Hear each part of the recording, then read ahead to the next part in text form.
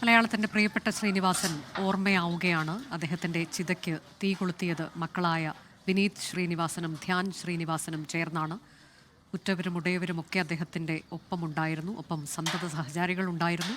പ്രിയപ്പെട്ട മിത്രങ്ങൾ, ആത്മമിത്രങ്ങളായ സത്യനന്ദിക്കാടും മുകേഷും എല്ലാവരും അദ്ദേഹത്തിന് ഒപ്പമുണ്ടായിരുന്നു. അദ്ദേഹത്തെ യാത്രയാക്കാൻ ഇപ്പോൾ ചിതയ്ക്ക് തീ കൊളുത്തിയിരിക്കുകയാണ്. കണ്ടനാട്ടെ വസതിയിൽ നിന്നുള്ള വീട്ടുവളപ്പിൽ നിന്നുള്ള തത്സമയ ദൃശ്യങ്ങളാണ് പ്രേക്ഷകർ കാണുന്നത്. ഗോപികൃഷ്ണൻ എസ് വിജയകുമാറിലേക്ക്.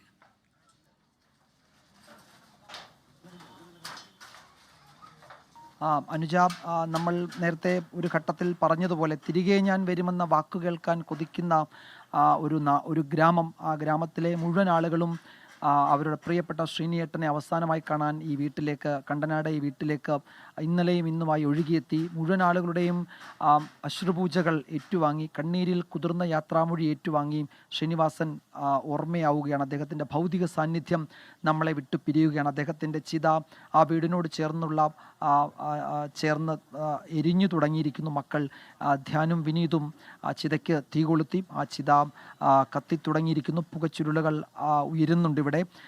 ഇപ്പോഴും നമുക്ക് അതിനിടയിൽ മക്കളെ നമുക്ക് രണ്ടുപേരെയും, വിനീതിനെയും ധ്യാനിനെയും ദൃശ്യങ്ങളിൽ കാണാം. ഈ നാട്ടിലുള്ള മുഴുവൻ ആളുകളും അന്ത്യചടങ്ങുകളിൽ പങ്കെടുക്കാൻ ഇവിടേക്ക് ഓടിയെത്തി എന്ന് പറയാം. ഇപ്പോഴും ആ ചിത കത്തുമ്പോഴും അതിനു ചുറ്റും കൂടി നിൽക്കുന്നത് ശ്രീനിവാസൻ്റെ രക്തബന്ധമുള്ളവർ മാത്രമല്ല, അദ്ദേഹത്തിൻ്റെ ഈ നാട്ടിലെ ഏറ്റവും പ്രിയപ്പെട്ട സുഹൃത്തുക്കളും അദ്ദേഹത്തിൻ്റെ ചലച്ചിത്ര മേഖലയിലെ സഹപ്രവർത്തകരും അദ്ദേഹത്തിൻ്റെ അങ്ങ് കാസർഗോഡ് മുതൽ അങ്ങ് തിരുവനന്തപുരം വരെയുള്ള സുഹൃത്തുക്കളുമൊക്കെയാണ്.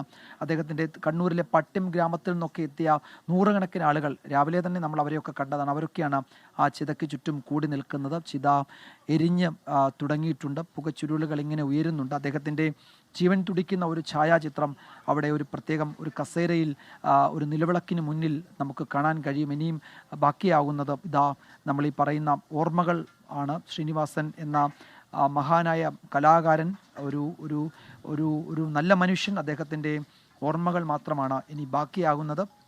അദ്ദേഹത്തിൻ്റെ കുടുംബാംഗങ്ങളെ സംബന്ധിച്ച് ഒട്ടും പൊരുത്തപ്പെടാൻ കഴിയാത്ത മണിക്കൂറുകളിലൂടെയാണ് ആ കുടുംബാംഗങ്ങൾ ഓരോരുത്തരും കടന്നുപോയത് എന്നത് ഈ അവസാന നിമിഷങ്ങളിൽ നമ്മൾ കണ്ടതാണ്. സകല നിയന്ത്രണവും നഷ്ടപ്പെട്ട് അവർക്ക് ആ ആ ഭൗതിക ശരീരത്തിൽ കെട്ടിപ്പിടിച്ച് കരയുന്ന ഭാര്യയും മക്കളെയും നമ്മൾ കണ്ടു. ടിനി ടോം ഛായാചിത്രം അവിടെ നിന്ന് വീടിനകത്തേക്ക് കൊണ്ടുപോവുകയാണ്. അദ്ദേഹത്തിൻ്റെ ജീവൻ തുടിക്കുന്ന ഒരു ചിത്രം ആ ചിതയ്ക്ക് മുന്നിലുണ്ടായിരുന്നു. ആ ചിത എരിയുകയാണ്. അതിന് മുന്നിൽ നിന്ന്, അതിൻ്റെ ചുറ്റുപാട് നിന്നും പ്രിയപ്പെട്ടവരൊക്കെ പിരിഞ്ഞു പോവുകയാണ്. സംസ്കാര ചടങ്ങുകൾ അതിൻ്റെ അവസാന ഘട്ടം പൂർത്തിയാവുന്നു. ഇനി ശ്രീനിവാസൻ എന്നത് നമ്മളുടെ മുന്നിൽ ഓർമ്മയാണ്. നമ്മളെ സംബന്ധിച്ചിടത്തോളം ശ്രീനിവാസൻ എന്ന നല്ല മനുഷ്യൻ നമ്മളുടെ മുന്നിൽ നല്ല ഓർമ്മകളായി തുടരും.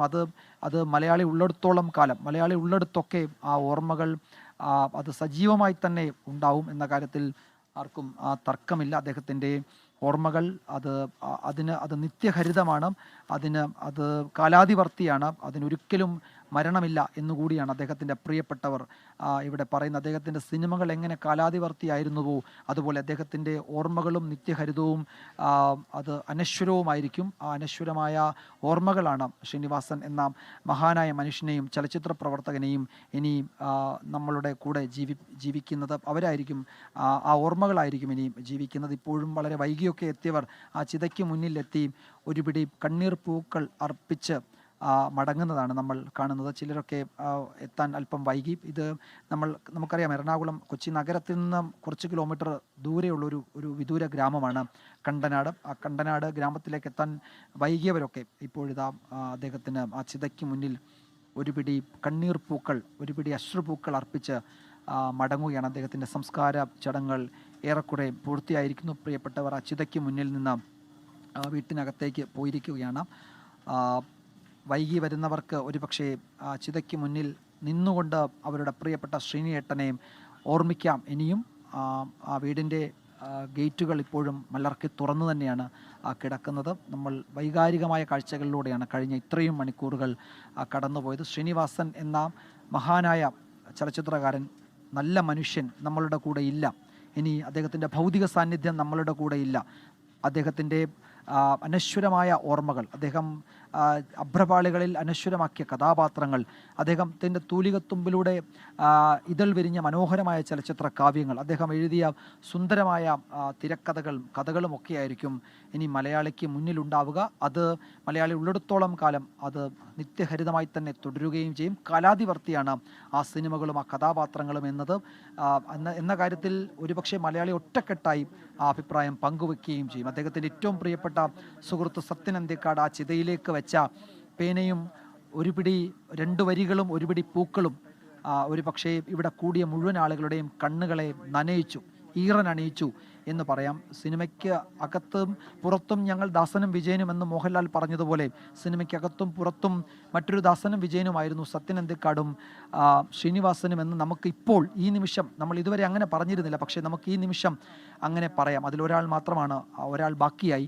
അങ്ങനെ അദ്ദേഹത്തിൻ്റെ ഓർമ്മകൾ ഹൃദയത്തിൽ സൂക്ഷിച്ച് ഇവിടെ നിന്ന് ഒരുപക്ഷേ അദ്ദേഹത്തിൻ്റെ പ്രിയപ്പെട്ടവർ ഈ വീട്ടിൽ നിന്ന് മടങ്ങുകയാണ്. അദ്ദേഹത്തിൻ്റെ ബന്ധുക്കൾ വീടിനുള്ളിലേക്ക് പോവുകയും ചെയ്തു.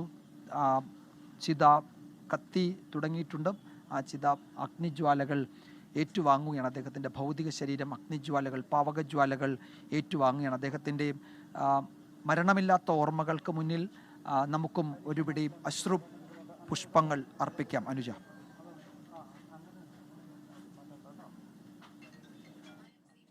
ശ്രീനിവാസൻ ഇനി നമുക്കൊപ്പമില്ല, പക്ഷേ അദ്ദേഹത്തിൻ്റെ രചനകൾ, അദ്ദേഹത്തിൻ്റെ സൃഷ്ടികൾ അതെല്ലാം നമുക്കൊപ്പം ഉണ്ടാകും. അദ്ദേഹത്തിൻ്റെ കഥാപാത്രങ്ങളൊക്കെ നമുക്കൊപ്പം ജീവിക്കും. അത് പലപ്പോഴും നാം തന്നെയാണോ എന്ന് സംശയം തോന്നുന്ന തരത്തിലേക്കുള്ള കഥാപാത്രങ്ങൾ, കാലാതിവർത്തിയായ രചനകൾ, കഥാപാത്രങ്ങൾ അതെല്ലാം ഇനിയും കാലങ്ങളോളം നമുക്കിടയിൽ ഉണ്ടാകും എന്നതാണ്. അദ്ദേഹം നമ്മളെ വിട്ടു പോയിരിക്കുന്നു. പക്ഷേ ഒരാളുടെയും കാര്യത്തിൽ നമുക്ക് ഈ തരത്തിലേക്ക് പറയാൻ കഴിയില്ല എന്നതിലും തർക്കമില്ല.